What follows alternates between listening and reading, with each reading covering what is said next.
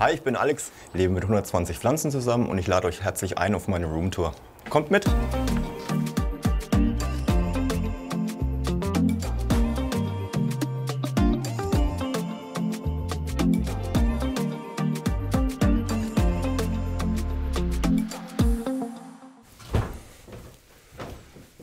Ich wohne jetzt hier seit Juni dieses Jahr, 2021. Ich habe jetzt hier 68 Quadratmeter verteilt, die Pflanzen.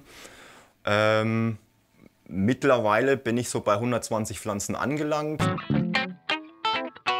Die Leute kommen rein, ziehen die Schuhe aus, hängen die Jacke auf und denken sich, also kommen dann mit dem Blick Richtung Wohnzimmer und sagen, das erste eigentlich, wow, richtig cool, so viele Pflanzen.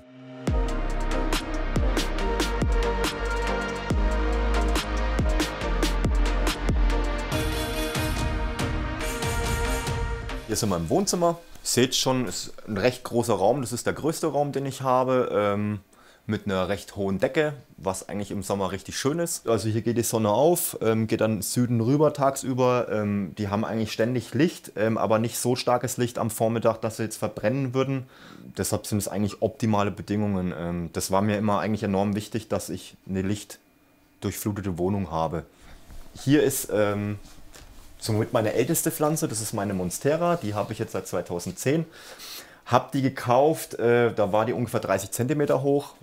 Mittlerweile hat die eine Höhe von ungefähr 1,20. Sie wäre theoretisch höher gewesen, hätte mein damaliger Hund nicht mit der Pflanze Kauknochen gespielt.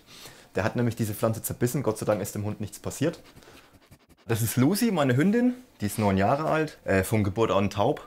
Sie knabbert sie nicht an, beschnüffelt es nicht, weil anfangs hatte ich auch immer Angst ein bisschen und Bedenken, weil es ja doch giftige Pflanzen auch gibt für Hund und Katz.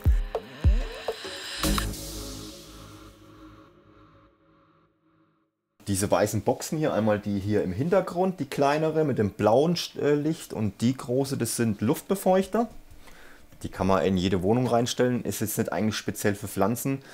Hat aber den Vorteil, dass die Luftfeuchtigkeit im Raum steigt, weil diese Pflanzen einfach eine Luftfeuchtigkeit von 55% weiter nach oben brauchen. Da oben hängt ein Ventilator, das hat der Vermieter installiert. Im Sommer, weil halt doch hier recht warm wird, man muss es zugeben. Also ich habe es hier schon Nächte gehabt, da hatte ich es nachts um 2 Uhr 30 Grad hier. Der hat 3 Stufen.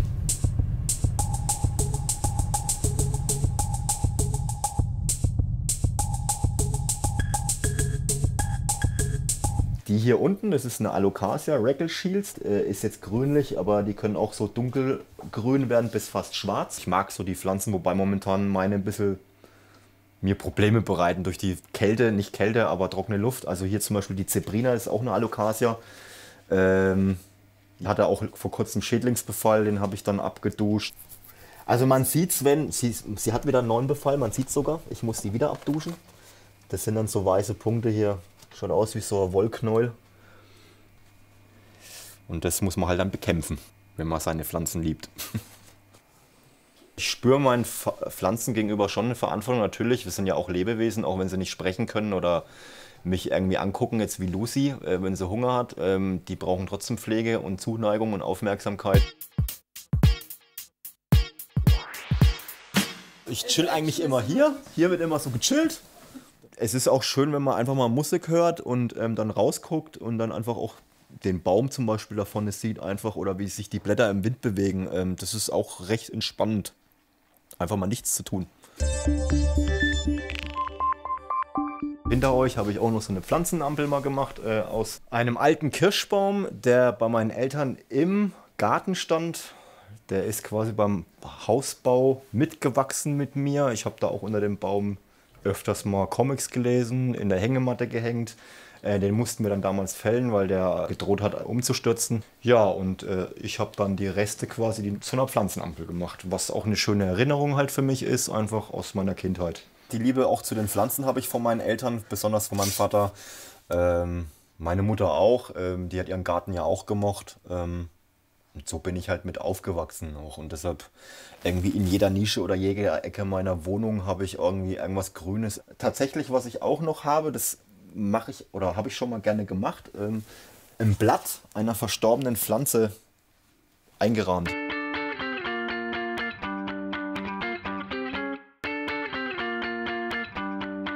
Jetzt zeige ich euch meine kleine, aber feine Loft. Hier sitzen meine Freundin und ich. Oft, auch im Sommer sowieso. Hier stehen eigentlich auch viel mehr Pflanzen.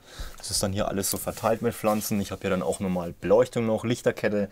Der Kollege hier, das ist eine Kaladie, nennt sich Caladium Red Bubble, wegen den roten Blättern. Hat mir damals total gefallen, habe mich richtig verliebt in die Pflanze, ist echt schön.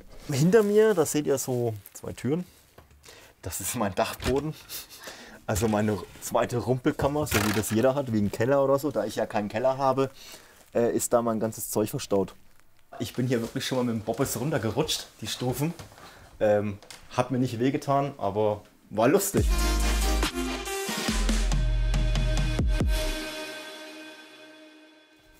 So, jetzt sind wir hier im Esszimmer bei mir. Ich habe hier eine Vitrine, die habe ich mir komplett umgebaut. Habe die auf die Bedürfnisse der Pflanzen umgeändert. Habe eine Heizung reingemacht, Beleuchtung, Belüftung, Befeuchtung, dass das Klima so angepasst ist für die Pflanzen, dass sie da gut drin leben können, weil das ja doch tropische und subtropische Pflanzen sind, die ich ja sammle und kultiviere. Dann habe ich noch normale LED-Spots reingemacht. Einfach, dass das Licht anders ist, weil das normale Pflanzenlicht ist halt lila und das nervt auf Dauer, dieses Pink-Blau in den Augen. Ja, ich habe die Mooswand angebracht. Das ist teils Kunstmoos, teils echtes Moos. Filtert halt auch Bakterien und Pilze raus, was einfach ein natürlicher Filter im Endeffekt ist.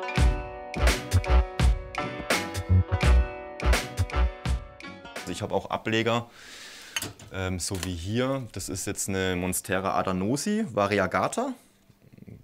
Das ist je nachdem, wie die beschaffen sind, was für eine Panaschierung sie haben. Also wie viel Weißanteil die Blätter haben, werden die zwischen 150 und 400 Euro der Ableger gehandelt.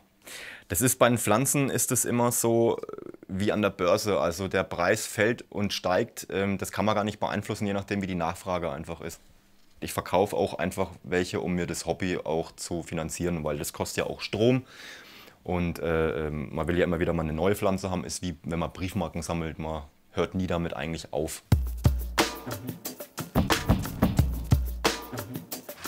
Das ist meine kleine Küche, ist recht klein, beschaulich. Habe die mir so nach meinen Wünschen und Vorlieben eingerichtet ein bisschen.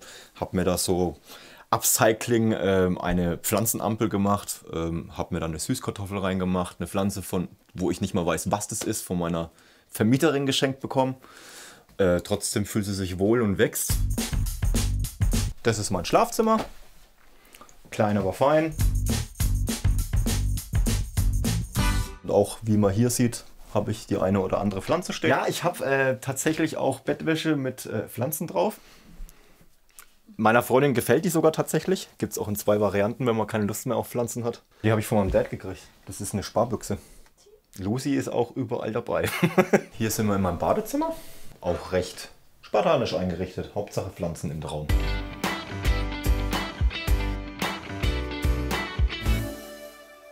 Also die können auf jeden Fall davon profitieren, von der Luftfeuchtigkeit, auch von der Wärme, vom warmen Wasser im Winter oder von der Heizung. Weil es im Bad ja generell nie zu trocken eigentlich ist, weil es immer eine Feuchtzelle ist. Ich schaue mich nicht im Spiegel an, ich gucke mir meine Pflanzen an. Es ist auch so, wenn ich Zähne putze, renne ich hier durchs Bad und beachte die Pflanzen, wenn ich putze.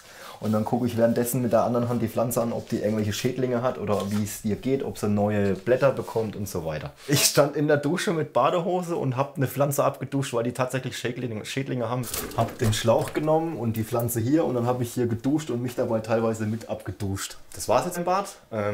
Es wird nämlich langsam Zeit, weil Lucy muss auch mal raus. Also man lernt auf jeden Fall Geduld durch Pflanzen. Die hatte ich vorher auch nicht. Ich war sehr hyperaktiv oder ich bin es immer noch ab und zu. Aber man lernt Geduld, weil eine Pflanze wächst nicht von 0 auf 100. Das dauert alles seine Zeit und Pflege und Aufmerksamkeit. Also es hat schon positive Einwirkungen auf mich auch gehabt.